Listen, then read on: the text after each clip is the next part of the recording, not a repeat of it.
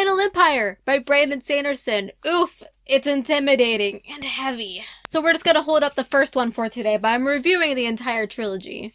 First era, I should say, before everyone gets mad at me. It has been heavily appraised by not only fantasy fans, but also by non-fantasy fans. This is one of the most heavily recommended books to me by my audience, also by just like the internet in general. You can't help but notice this book everywhere, and you cannot go up to someone who has read this book, at least it's very rare, and for them to say, it's alright. This book is incredibly beloved, and it's kind of like Harry Potter. If you bash on Harry Potter, a mob will come at you with pitchforks and fire and bazookas, and I mean, I'm pretty sure the same thing will happen to you if you hate on this book as well. Having never read a Brandon Sanderson book, which is one hell of an accomplishment, especially with the types of books that I read, I finally delved into the first book of the Final Empire in November, and I just finished the third book in February, and here I am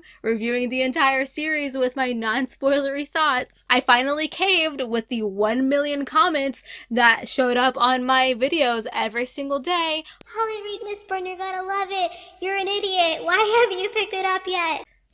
It happened. This book sucked. It was a total disappointment. I'm just kidding. This wasn't a disappointment at all. Didn't even expect it to be. I pretty much saw immediately why everyone loves this book so much. I'm pretty much like incapable of describing how good this book is, and I feel like I'm not gonna do it justice. I'm totally gonna fail all of you. I'm gonna fail this series by trying to explain to you why it's so good. It's without a doubt one of the most creative and enthralling books I have ever read. If you're new here and you don't know me, Joe Abercrombie takes the trophy.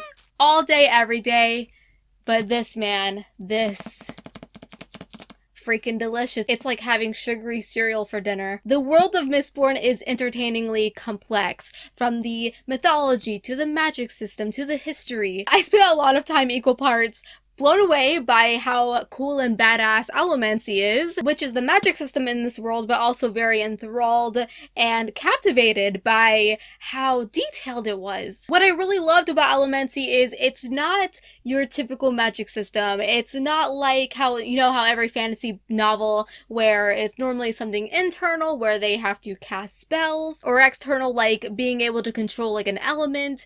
No, this was both. Not only do you have to have the inherited ability, but you also have to consume the metals to burn them. I'm literally explaining this to the two of you who haven't read this book, because I'm sure all of you have already read it. I'm always searching for a unique magic system, and here I have found it in Mistborn. During the first half of this book, I thought for sure it was going to be the magic and the outright warfare that was going to keep me interested, but I was wrong. As the story continued and as the action ramped up, I found myself far more interested in other story elements. I was far more interested in the plan and the crew, if you get what I'm saying, and unwrapping the world's secrets. In fact, there are plenty of secrets to unravel within this series. Holy crap, that's an understatement. The series is pretty much set in a post-apocalyptic world with a tyrannical ruler who has already taken over and is just fucking shit up everywhere. And it's basically following the aftermath of that and like how a fantasy world can survive when like evil has already won. How rad is that? But I also found some amazing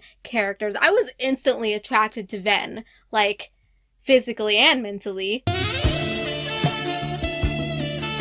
I loved her strength and her vulnerability. Throughout this first book, she really develops into an amazing woman, one kick-ass female character. I also instantly fell in love with Elend, who is very wry, a very antisocial, kind of witty character. He's snarky but with a heart of gold, and that is the way to my Hufflepuff heart. Vin honestly said it best when she described Elend as a bit annoying but in a pleasant sort of way. I ship them so much. I love the banter between the two of them, even though they were like total opposites, but they worked so well together. Speaking of banter, we cannot forget the rest of the crew. Kelsier especially, Dachshund, and Ham, and Breeze, and oh my god, I love them so freaking much. Kelsier's ability to fight totally impressed me every single time. The way that he planned the heist. He shows such a strong leadership trait that I envy so much. And also, we cannot forget the tip of the iceberg, Sazed. I think definitely he's has to be a favorite character of mine, right? I love them all. But Sazed really took the cake for me. All the characters were so complex, they had their flaws, and they were just so fun to read about. I grew attached to these characters in such a short span of time. That is definitely the brilliance of Brandon Sanderson. Just like Joe Abercrombie, he has that same writing talent where he can write any sort of character, no matter how horrible the character is. You're gonna like them. Finally, the plot of this book is what I adore in high fantasy. As a fan of the genre, I can typically pigeonhole books into one subgenre. But the best kinds is when it can defy all of that. Mistborn is one of those books. It can have death-defying, thrilling action with allomantic... Am I saying that word right? Allomantic